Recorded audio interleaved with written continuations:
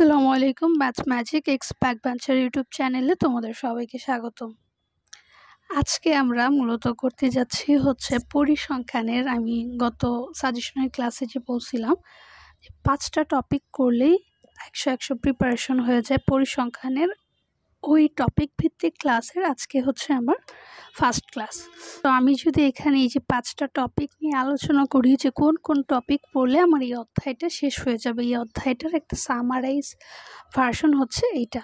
তো প্রথম টপিকে কি আছে? প্রথম টপিকে তোমার আছে বিভিন্ন ধরনের সংজ্ঞা। তোমাকে বলবে তথ্য আর উপাত্ত বিশ্লেষণ করো, বিচ্ছিন্ন চলক, অবিচ্ছিন্ন চলক এটা কি বিশ্লেষণ করো, পরিসর কি, পরিসরের সূত্র কি, গড়, মধ্যক, প্রচুরক, এইগুলোর সূত্র যা কিছু আছে তোমাদের যদি গাইডের একটু ঘাটো তাহলে এই সংজ্ঞা রিলেটেড সব কিছু পেয়ে যাবা। তারপরে বলছে তোমার এখানে এই যে অশ্রেণীবদ্ধ থেকে শ্রেণীবদ্ধ করা, এটা হিউজ ইম্পর্ট্যান্ট। ঠিক আছে, তো এটা আমি ইনশাল্লাহ দেখাবো। তারপরে 2 নাম্বার টপিক প্রচুরক নির্ণয় সূত্রের সাহায্যে 4 মার্কের জন্য, মধ্যক নির্ণয় 4 মার্কের জন্য, সংক্ষিপ্ত পদ্ধতিতে গড়, আর একটা আছে সাধারণ গড়, দুইটাই। ঠিক আছে, নর্মাল গড়। তারপরে লাস্টে তোমার গ্রাফ রিলেটেড 3টা জিনিসই আছে, আয়তলেখ, গণসংখ্যা বহুভুজ আর অজীব রেখা। তো এই 5টা টপিকে যদি আমি আমার 100% প্রস্তুতি রাখি তাহলে আশা করা যায় যে ইনশাল্লাহ এই যে পরিসংখ্যান অধ্যায়টা আছে এখান থেকে আমার রিটেনই 22+ আমি কমন পাবো। তো আমি যদি এখন এখানে যাই, এখানে যাওয়ার পরে আমি কি কি দেখতে পাই? এখানে যাওয়ার পরে প্রথমেই তোমাকে একটা ব্রড মাইন্ডের ধারণা দিবে। ঠিক আছে, এখানে বলছে একটা চলক আর উপাত্তের উপস্থাপন।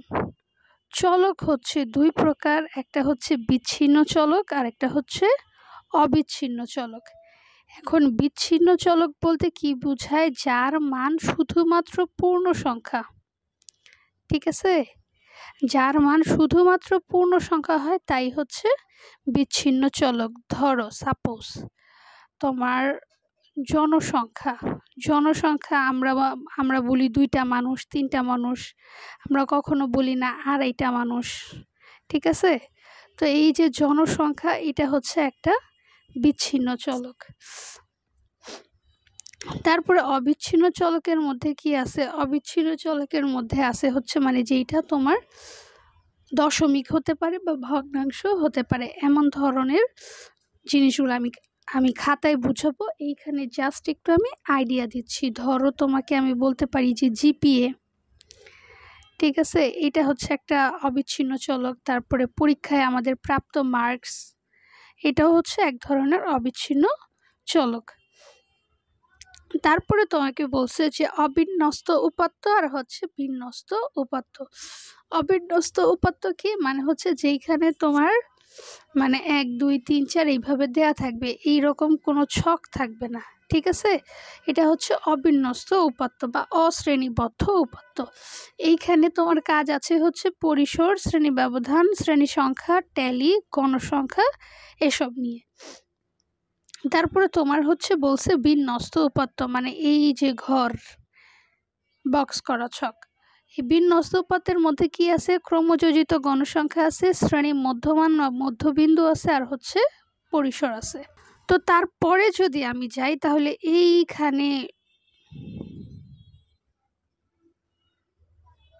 এইখানে জাস্ট কিছু সূত্র সম্পর্কে আলোচনা করা আছে, এইগুলো আমি খাতায় দেখাবো, এর জন্য এইখানে আমি যাচ্ছি না। তারপরে এই যে এইখানে আমার টপিক 1-এর জন্য যে সূত্রগুলা লাগবে, এখানে কিছু আছে, আর আমি যখন প্রবলেম সলভ করাবো তখন আরো কিছু আসবে। তো আমি প্রথম সূত্রটা দেখি, মধ্যমান। মধ্যমান বা তোমার মধ্যবিন্দু, মধ্যমান বলুক আর বিন্দু বলুক দুইটাই সেম কথা। তো এই মধ্যমান এর সূত্র নিম্নমান প্লাস নিম্ন সীমা প্লাস উচ্চ সীমা ভাগ 2।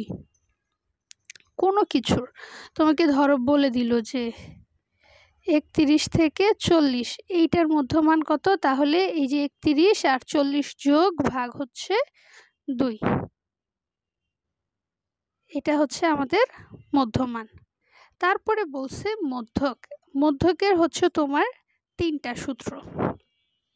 একটা হচ্ছে n, মানে হচ্ছে কি বলে উপাত্ত কয়টা আছে ওই সংখ্যার ভিত্তিতে একটা জোড় হলে আর একটা হচ্ছে বিজোড় হলে, আরেকটা হচ্ছে 4 মার্কের জন্য যেটাতে এইরকম ছক আঁকা থাকে। তো আমরা এখন ছক বাদ দিয়ে আমরা 2 মার্কের, আমাদের এই যে টপিক 1 এটা হচ্ছে আমাদের 2 মার্কের কোয়েশ্চেনের জন্য সংক্ষিপ্ত প্রশ্ন, আর হচ্ছে ক এর জন্য। তো এইখানে প্রথমে সূত্রতে বলছে যে n যখন, সরি এটা একটু মিস্টেক হয়ে গেছে, এইখানে বিজোড় হবে, বিজোড়, ঠিক আছে। এইখানে টাইপিংয়ে বি কেটে গেছে, আচ্ছা আমি দিয়ে দিই বিজোড়।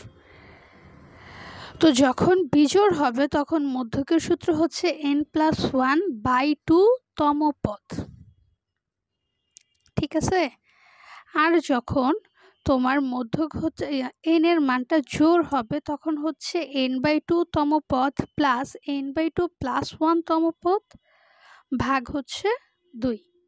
পরিসরের সূত্র কি? পরিসরের সূত্র হচ্ছে সর্বোচ্চ মান মাইনাস সর্বনিম্ন মান +1। শ্রেণী সংখ্যা কিভাবে বের করে? পরিসর ভাগ হচ্ছে শ্রেণী ব্যাপ্তি। এখান থেকেও মুছে গেছে কিছু, আচ্ছা দাঁড়াও 1 মিনিট, এইটা হবে প্রচুরক, এটা হবে হচ্ছে তোমার প্রচুরক, প্রচুরক যা বেশিবার থাকে তাই হচ্ছে প্রচুরক। আর তোমাকে যদি মানে কয়েকটা সংখ্যা দিয়ে জাস্ট নর্মালভাবে বলে যে গড় বের করো, তাহলে গড়ের সূত্র হচ্ছে মোট যে কটা সংখ্যা আছে তাদের যোগফল ভাগ হচ্ছে যে কয়টা সংখ্যা আছে এক্স্যাক্ট ওই নাম্বারটা। এখন তোমাদের অনেকেরই কনফিউশন হয় যে উচ্চ সীমা কি আর হচ্ছে নিম্ন সীমা কি। সাপোজ এইটা হচ্ছে তোমার একটা উপাত্ত, এখানে প্রথমে যেটা থাকে, আগে যেটা থাকে এইটা হচ্ছে নিম্ন সীমা, আর পরে যেটা থাকে এটা হচ্ছে উচ্চ সীমা। তো এতটুকু ছিল হচ্ছে আমাদের সামারি, ঠিক আছে। তো আমরা এখন ডিরেক্ট খাতায় চলে যাব, কিছু আমরা প্রবলেমস আগে কিছু বেসিক দেখব, তারপরে হচ্ছে কয়েকটা প্রবলেম করব, খুব সম্ভবত 9টা থেকে 10টা, ইনশাল্লাহ এর মধ্যেই আমাদের টপিক 1টা কমপ্লিট হয়ে যাবে। তো এইখানে দেখো লেখা আছে যে তথ্য আর হচ্ছে উপাত্ত। এখন তোমাকে বুঝতে হবে যে তথ্য জিনিসটা কি আর হচ্ছে উপাত্ত জিনিসটা কি, ঠিক আছে। সাপোজ তুমি বললা যে আমার বয়স হচ্ছে 15 বছর, ঠিক আছে, এইটা হচ্ছে তোমার সম্পর্কে একটা তথ্য। আর এই যে 15 সংখ্যাটা বললা এইটা হচ্ছে একটা উপাত্ত, সাংখ্যিক মানই হচ্ছে উপাত্ত, আর কোনো কিছুর বর্ণনা এটা হচ্ছে তথ্য। তারপরে এই তথ্য উপাত্তর পরে আসে হচ্ছে যে চলক জিনিসটা আসলে কি, চলক দ্বারা কি বোঝায়। এই চলক হচ্ছে এই যে আমি এখানে বললাম যে আমার বয়স হচ্ছে, তোমার বয়স হচ্ছে, তুমি বললা যে 15 বছর, ঠিক আছে। তো তুমি কিসের সম্পর্কে তথ্য দিছো? তুমি সম্পর্কে তথ্য দিছো হচ্ছে তোমার বয়স সম্পর্কে। তো এই বয়সটাই হচ্ছে এখানে চলক, তার মানে যার সম্পর্কে তথ্য দেওয়া হয় সেই হচ্ছে আমাদের চলক। তারপরে তোমাকে বলছে এখানে যে চলক হচ্ছে 2 প্রকার, একটা হচ্ছে বিচ্ছিন্ন চলক আর একটা হচ্ছে অবিচ্ছিন্ন চলক। একটু আগেই বলছি বিচ্ছিন্ন চলক মানে হচ্ছে যারা পূর্ণ সংখ্যা হবে, ঠিক আছে, মানে যারা ভগ্নাংশ হতে পারবে না। কি কি হইতে পারে? তোমার জনসংখ্যা হতে পারে, এটা হচ্ছে একটা বিচ্ছিন্ন চলক। অবিচ্ছিন্ন চলক কি? অবিচ্ছিন্ন চলক হচ্ছে তোমার যা ভগ্নাংশ হতে পারে, ঠিক আছে, ভগ্নাংশ হতে পারে। হতে পারে।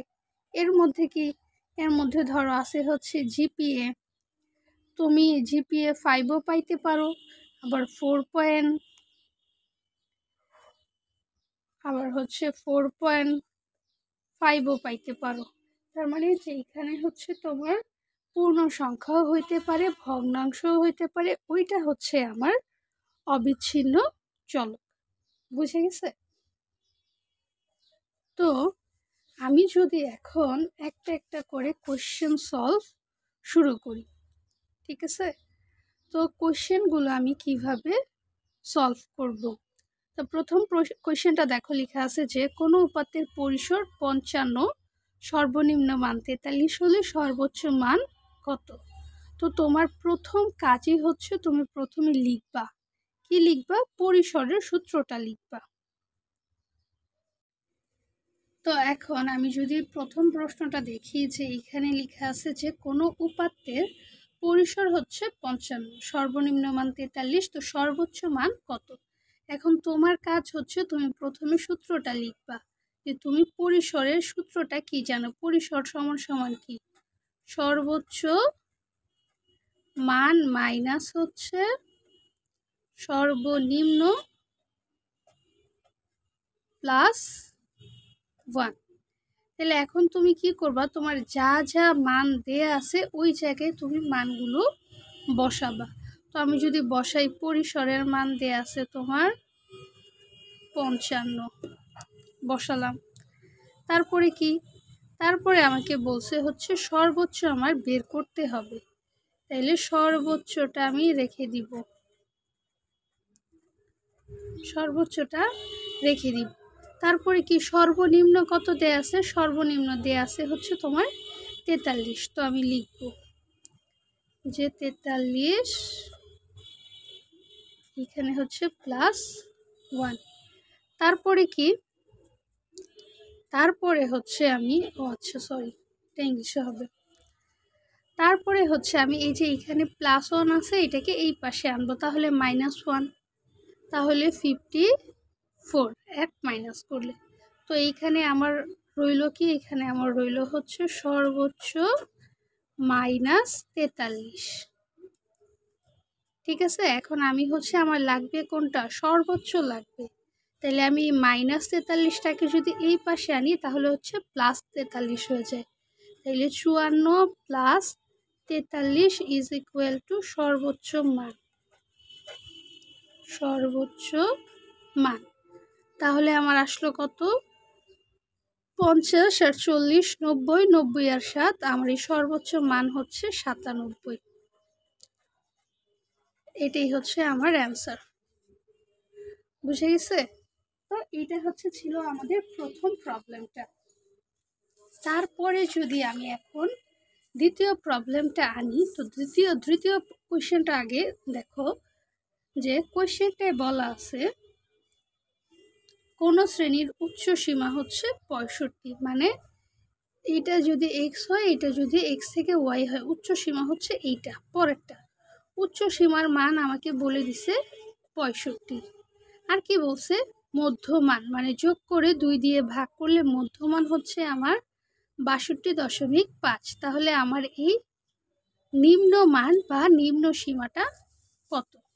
তাহলে আমি প্রথমে কি করব? আমার এইখানে দেয়া আছে কি? মধ্যমান। তাইলে এখন আমি মধ্যমানের সূত্রটা লিখব, যে মধ্যমান = উচ্চ সীমা যোগ নিম্ন সীমা ভাগ হচ্ছে 2। তাহলে আমার দেয়া আছে কি কি? এগুলো আমি বসায় দিব। আমার মধ্যমান দেয়া আছে 62.5, বসালাম। উচ্চ সীমা আছে হচ্ছে 65, নিম্ন সীমা আমার নাই, নিচে আছে 2। এখন আমি কি করব? এখন হচ্ছে এটাকে আমি আড়াআড়ি গুণ করব, উপরটার সাথে নিচেরটা। এইটার নিচে কিছু নাই, মানে হচ্ছে 1 আছে, এই নিচেরটার সাথে উপরটা গুণ। তাহলে 62.5কে আমি 2 দিয়ে গুণ করব, তাইলে হয় আমার 120 আর 5 125, আর এখানে রইল 65 + নিম্নমান। তাহলে এখন এইটা হচ্ছে আমি বিয়োগ করব। কিভাবে বিয়োগ করব? এইখানে আমি এই যে 125 আছে এইটার আগে কিছু নাই, মানে হচ্ছে প্লাস। তাহলে এই 65টাকে এই পাশে যদি আনি তাহলে হবে হচ্ছে -65 সমান সমান নিম্নমান। তারপরে কি 125 থেকে এখন হচ্ছে আমি 65 বাদ দিব, তাহলে রইল হচ্ছে আমার 60। এই 60টাই হচ্ছে আমার নিম্নমান। শেষ। বুঝে গেছে? তারপরে যদি আমি পরের প্রশ্নটা নেই, তারপরের প্রশ্নটা এখানে আমারে কয়েকটা সংখ্যা দিয়ে দিছে। এই যে সবগুলো সংখ্যা দিয়ে দিছে। দিয়ে দেওয়ার পরে বলছে এখানে পরিসর নির্ণয় করো। তো আমি প্রথম সমস্যাটাই ছিল আমাদের পরিসর রিলেটেড। তো পরিসরে আমার সূত্র কি ছিল? সর্বোচ্চ মাইনাস সর্বনিম্ন প্লাস হচ্ছে 1। তাহলে আমি এখানে খুঁজি, এখানে আমার সর্বোচ্চ হচ্ছে আমার এই যে 90, আর সর্বনিম্ন হচ্ছে আমার এই যে 60। তাহলে 90 মাইনাস 60 প্লাস 1, তাইলে আমার হয় হচ্ছে 31। পরিসরের জন্য আমার এটি উত্তর শেষ। তারপরে বলছে যে শ্রেণী ব্যবধান 3 ধরে সারণী তৈরি করো। এই যে তথ্যগুলো আছে এইটাকেই বলে হচ্ছে অবিন্যস্ত উপাত্ত বা অশ্রেণীবদ্ধ উপাত্ত। সারণী তৈরি করার জন্য আমার কয়েকটা ধাপ ফলো করা লাগবে। প্রথম ধাপ হচ্ছে আমার মানের ঊর্ধ্বক্রমে সাজানো লাগবে, ঊর্ধ্বক্রমে। 2 নাম্বার হচ্ছে পরিসর বের করতে হবে, পরিসর। 3 নাম্বার হচ্ছে আমি শ্রেণী সংখ্যা বের করব, শ্রেণী সংখ্যা। আর 4 নাম্বারে হচ্ছে আমি ছক তৈরি করব। তো আমার প্রথম ধাপ হচ্ছে ঊর্ধ্বক্রমে সাজানো, মানে ছোট থেকে বড় আমি সাজাবো। তারপরে পরিসর, তারপরে শ্রেণী সংখ্যা, তারপরে হচ্ছে ছক বানাবো। তো ধরো আমি এখান থেকে 10টা নিই, 2 4 6 8 10। আচ্ছা, তাহলে 60 থেকে নিই। এই যে 60, 61, 65, 65, 65, 66, 67, 67, 68, আর হচ্ছে এই যে 69। এটা আমি এখন মানের ঊর্ধ্বক্রমে সাজিয়েছি। আরেকটা কথা, অধক্রম বলতে বোঝায় হচ্ছে বড় থেকে ছোট, ঠিক আছে? আর ঊর্ধ্বক্রম বলতে ছোট থেকে বড়। এটা আমি মানে সাজিয়েছি। এখন আমার 2 নাম্বার কাজ আমি কি বলছি? পরিসর নির্ণয় করব। তো পরিসরে কি হবে? পরিসরে হচ্ছে আমার 69 থেকে 60 বিয়োগ যোগ হচ্ছে 1, তাইলে পরিসর হচ্ছে আমার 10, ঠিক আছে? তারপরে 3 নাম্বার কাজ হচ্ছে শ্রেণী সংখ্যা নির্ণয়। এই শ্রেণী সংখ্যার জন্য আমি একটা সূত্র জানি। শ্রেণী সংখ্যা সমান সমান হচ্ছে পরিসর ভাগ শ্রেণী ব্যবধান, শ্রেণী ব্যবধান। তো পরিসর আমি পাইছি কত? পরিসর আমি বের করলাম হচ্ছে 10। সাপোজ ধরি আমার শ্রেণী ব্যবধান হচ্ছে 3, তাইলে এইখানে আমার আসে 3.33 সামথিং। তো এইটাকে আমি ধরে নিব হচ্ছে 4। এই যে শ্রেণী সংখ্যা, এটাও হচ্ছে একটা বিচ্ছিন্ন জিনিস, ঠিক আছে? এটা হচ্ছে তোমার দশমিক হয় না, তুমি 3.33 ঘর করতে পারবে না। হয় তোমার 3টা ঘর করা লাগবে, নয় হচ্ছে 4টা ঘর করা লাগবে। তো আমি শ্রেণী সংখ্যা বের করছি, আমার শ্রেণী হবে 4টা। তো এই যে সাপোজ এইটাই হচ্ছে আমার ছক, ঠিক আছে? এই প্রথমটা হচ্ছে শ্রেণী সংখ্যা, তারপরে হচ্ছে গণসংখ্যা, তারপরে হচ্ছে ট্যালি বা মাঝখানে ট্যালি দিই, আর এইখানে হচ্ছে গণসংখ্যা। আমার ঘর হবে 4টা, 1 2 3, আর এইখান থেকে একটা নিয়ে নিলাম, ঠিক আছে? 4টা ঘর। তো আমাকে বলছে কত?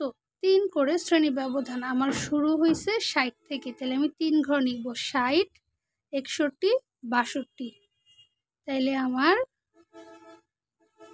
60 থেকে 62 পরে কি 63, 64, 65, 63 থেকে 65, তারপরে 66, 67, 68, আর হচ্ছে 69, 70, 71। তাহলে এখন আমার দেখা লাগবে এই যে 60 থেকে 62 এই ঘরের মধ্যে আমার কয়টা সংখ্যা আছে। এই ঘরের মধ্যে আমার আছে হচ্ছে এই যে 60 আর হচ্ছে 61। তাহলে আমার হচ্ছে ট্যালি হবে এরকম দুইটা দাগ, আর গণসংখ্যা হবে 2। 63 থেকে 65তে কয়টা আছে? 3টা আছে। তাহলে আমার এই যে ট্যালিতে দাগ হবে 3টা, আর এইখানে হবে 3। তারপরে বলছে 66 থেকে 68, তাহলে 1, 2, 3, 4, 4টা আছে। তাহলে এই যে আমি 4টা দাগ দিলাম, এইখানে লিখলাম 4। তারপরে বলছে 69 থেকে 71-এর মধ্যে কয়টা আছে? শুধু একটা আছে। তাহলে একটা দাগ দিলাম, এই লিখলাম 1। তাহলে টোটাল কত হইল? 2, 3, 5, 9 আর 1 হচ্ছে 10। হয়ে গেল আমার অশ্রেণীবদ্ধ থেকে এইটা হচ্ছে শ্রেণীবদ্ধ। ঠিক আছে? তোমার যদি এইভাবে করতে ভালো না লাগে তাহলে তুমি এইভাবেও ঘর করতে পারো, এই যে এইভাবে। তখন এইখানে লিখবা হচ্ছে শ্রেণী সংখ্যা, এইখানে ট্যালি, আর এইখানে হচ্ছে গণসংখ্যা। তখন এইভাবে 4টা ঘর করা লাগবে। ঠিক আছে? ক্লিয়ার? তারপরে যদি আমি আরেকটা সমস্যা নিই।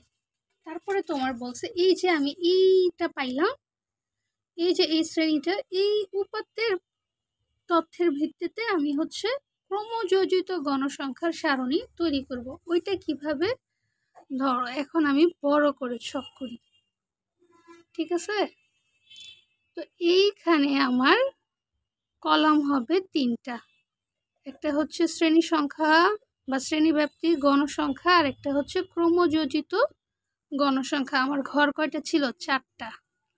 তাইলে আমি 4টা ঘর দেই। ঠিক আছে? প্রথমেরটা ছিল 61 থেকে 60 থেকে 62, 63 থেকে 65, 66 থেকে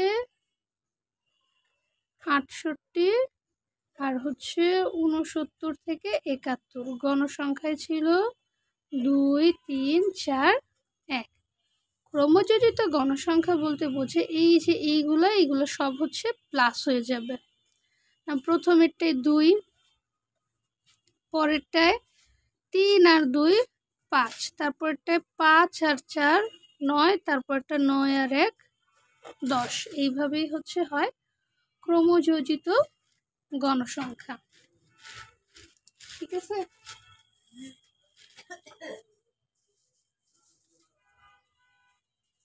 তারপর দেখো, তারপর প্রশ্নটা বলছে যে গড় নির্ণয়ের ক্ষেত্রে অনুমিত গড় a is equal to 32, uy is equal to -3, h is equal to 6। তাহলে হচ্ছে xi এর মান কত? আমরা হচ্ছে ধাপ বিচ্যুতির একটা সূত্র আছে। ঠিক আছে? ধাপ বিচ্যুতি xi মাইনাস a বাই হচ্ছে h। তো এইখানে আমার কিসের মান দেয়া আছে? এই যে ধাপ বিচ্যুতি, এই জিনিসটাকে বলা হয় হচ্ছে ইউআই। তো আমার মান দেয়া আছে ইউআই এর -3 লিখলাম। তারপরে কি xi এর মান দেয়া আছে, না xi বের করতে হবে, তাহলে xi আমি রাখলাম। তারপরে কি? তারপরে হচ্ছে আমার a আছে, এর মান কত? 32, আর h এর মান হচ্ছে 6। এখন আমি কি করব? এখন আমি হচ্ছে আড়াআড়ি গুণ করব। 3, 6, 18 মাইনাস 18, আর এইখানে রইল xi মাইনাস 32। আমার লাগবে x এর মান, তাইলে -18 থাকলো, এই -32টাকে এখানে আসলে +32 হয়, রইল xi। তাহলে তুমি এখন 32 থেকে যদি 18 বিয়োগ দাও তাহলে হয় হচ্ছে তোমার 14। এটাই হচ্ছে আমাদের xi এর মান। বুঝে গেছে? তারপর যদি আমি আরো কিছু নিই, ঠিক আছে, আরেকটা প্রবলেম নিই। এখানে জোড় বিজোড় দুইটাই দেখাবো। আগে হচ্ছে আমি তোমাকে ফার্স্টে এমসিকিউ এর জন্য ট্রিক্সটা দেখাই। ঠিক আছে? এমসিকিউ এর জন্য এই জোড় আর হচ্ছে বিজোড় ঠিক আছে, জোড় হলে কি করবা আর বিজোড় হলে কি করবা। সাপোজ তোমাকে দেয়া আছে 5 5 6 7 8 9, ঠিক আছে, এটা তোমাকে এমসিকিউ আসছে। আসার পরে বলছে এইটার মধ্যে কত। তোমার কাজ হচ্ছে তুমি পিছন থেকে একটা বাদ দিবা, সামনে থেকে একটা বাদ দিবা, আবার পিছন থেকে একটা, সামনে থেকে একটা, লাস্ট পর্যায়ে দেখবা যে মাঝখানে 2টা বাকি আছে। এই যে এই 2টা বাকি আছে না, এই 2টাকে যোগ করে জাস্ট 2 দিয়ে ভাগ করে দিবা, যা আসবে তাই অ্যান্সার। ঠিক আছে, এটা হচ্ছে জোড়ের জন্য। তাহলে আমি বিজোড়ের বেলায় কি করব, বিজোড়ের বেলায় হচ্ছে ধরো সাপোজ 5 6 7 8 8, এই কয়টা আমার আছে। এখন তোমাকে বলছে হচ্ছে মধ্যক বের করতে। সেম ভাবে এইটা কাটবা, এইটা কাটবা, পিছন থেকে একটা, সামনে থেকে একটা, আবার পিছনে একটা, সামনে একটা, লাস্ট পয়েন্টে দেখবা একটা তোমার অবশিষ্ট থাকে। এইটাই হচ্ছে তোমার মধ্যক।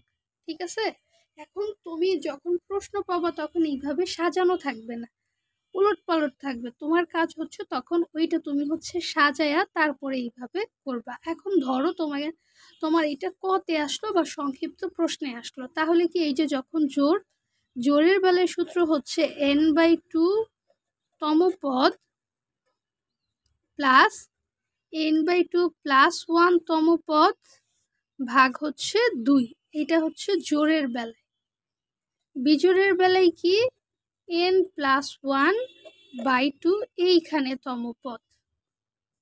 ঠিক আছে, এখন ধরো এই যে প্রথমে এখানে আমার পদ মানে হচ্ছে কয়টা আছে, তাহলে 1 2 3 4 5 6, 6টা আছে। তাহলে n/2 6/2 মানে হচ্ছে 3 নাম্বার পদ, আর হচ্ছে 4 নাম্বার পদ। 3 নম্বরে আছে 6, 4 নম্বরে আছে 7, তার মানে 6 + 7/2, তার মানে 6.5 হবে হচ্ছে আমার মধ্যক। আর এইখানে যদি আমি তাকাই n এর মান হচ্ছে 5 + 1 ভাগ হচ্ছে 2, এখানে তম পদ বলছে, তার মানে 6/2 তৃতীয় পদ। তৃতীয় পদ এইখানে কিন্তু উত্তর শেষ না, এখন আর তোমাকে ঊর্ধ্বক্রমে সাজানোর পর দেখতে হবে যে 3 নাম্বার পদ কোনটা। তাহলে 1 2 3, 3 নাম্বার আছে হচ্ছে আমার 7, এই 7ই হচ্ছে আমার অ্যান্সার।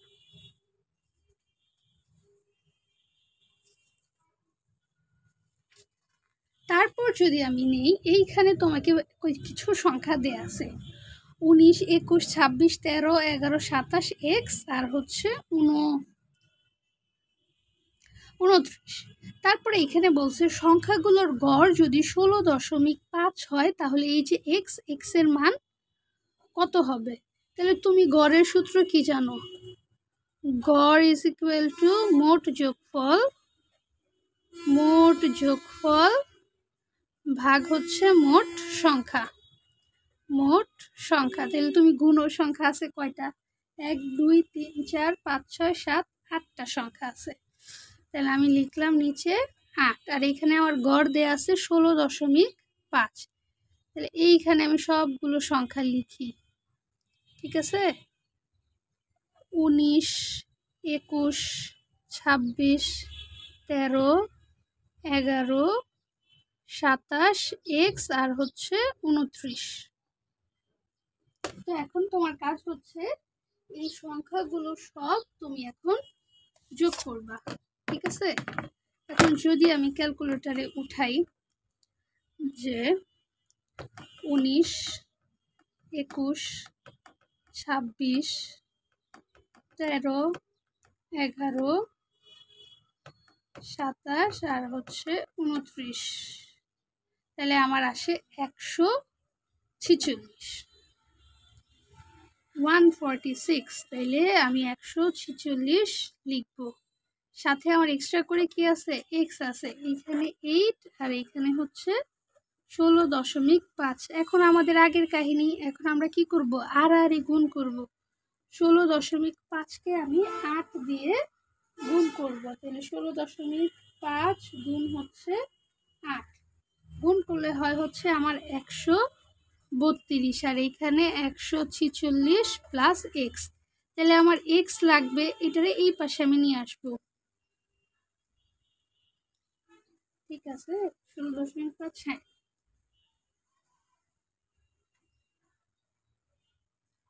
মাইনাস তো আসার কথা না।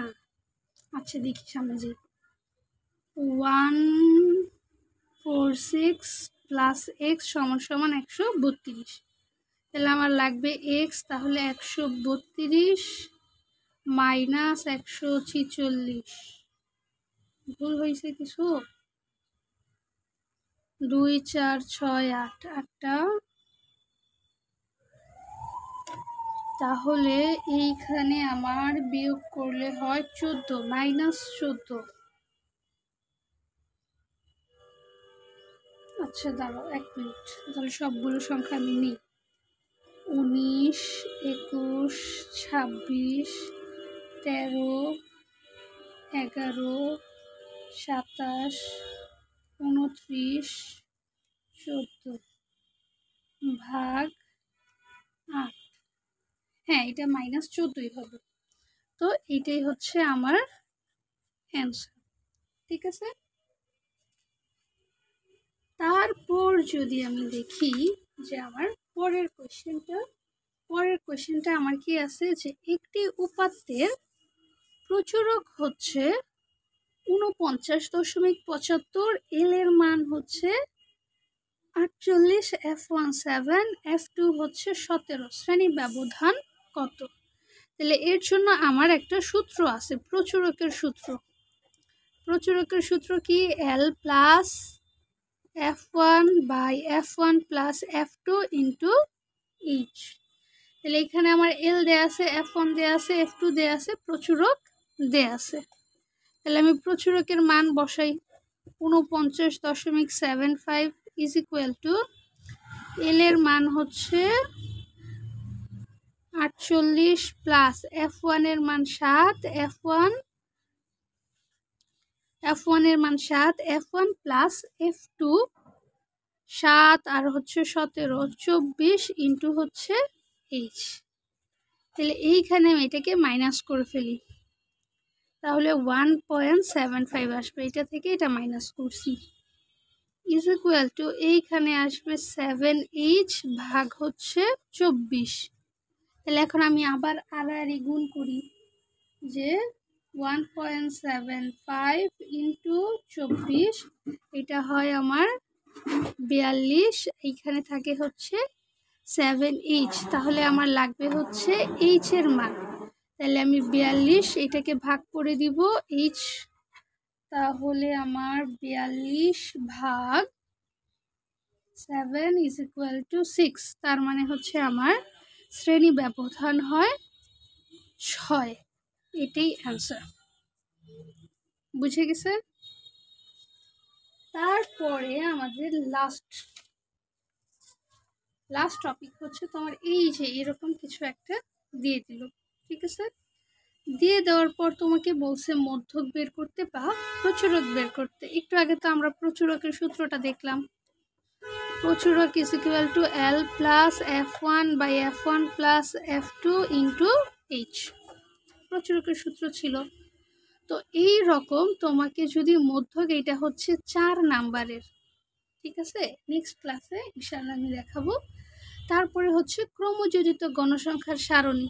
এইখান থেকে তুমি ক্রমযোজিত গণসংখ্যার সারণী বের করতে পারবা না। এই যে এইখানে এক্সট্রা করে আরেকটা লাইন করবা, তারপরে কি যোগ করে দিবা। এখানে 5, 17, 17, 15, 33, 33 আর 5 কত? 33 আর 3 36, 32, সরি 32, এইখানে 35 আর এইখানে হচ্ছে 40। এইভাবে ক্রমযোজিত গণসংখ্যার সারণী বের করবা। এখন সাপোজ এইখান থেকে তোমাকে বলছে যে প্রচুরক শ্রেণীর নিম্ন সীমা বের করো। তোমাকে প্রশ্ন কি বলছে? প্রচুরক শ্রেণীর নিম্ন সীমা বা উচ্চ সীমা বা হচ্ছে তোমার মধ্যমান বের করতে বলছে। তাহলে প্রচুরক শ্রেণী এখানে কোনটা? প্রচুরক শ্রেণী হচ্ছে যেখানে গণসংখ্যা সর্বোচ্চ। তাহলে গণসংখ্যা সর্বোচ্চ কই? গণসংখ্যা সর্বোচ্চ হচ্ছে এইখানে, এই যে আমার 15, তাই না? 51 থেকে 60-এর মধ্যে গণসংখ্যা হচ্ছে 15, তার মানে 51 থেকে 60 হচ্ছে আমার প্রচুরক শ্রেণী। তাইলে নিম্ন সীমা হচ্ছে আমার 51, উচ্চ সীমা হচ্ছে আমার 60। মধ্যমান কত? মধ্যমান হচ্ছে 55.5। বুঝে গেছে? তো আজকের ক্লাস আমাদের এই পর্যন্তই। এতক্ষণ আমাদের সাথে থাকার জন্য অসংখ্য ধন্যবাদ। ইনশাল্লাহ খুব তাড়াতাড়ি দ্বিতীয় ক্লাস 4টা বা 5টার মধ্যে ইনশাল্লাহ এই অধ্যায়টা কভার হয়ে যাবে। আসসালামু আলাইকুম, ফি আমানিল্লাহ।